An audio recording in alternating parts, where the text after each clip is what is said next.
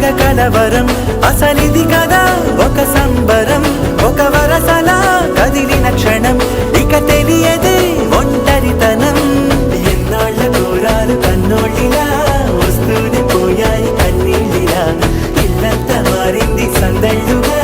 మీరంతా ఉండాలి వందేళ్ళిలా మనవారే వెనకుంటే మరణాన్నే మరిచేలే మనసంతా వెలుగేన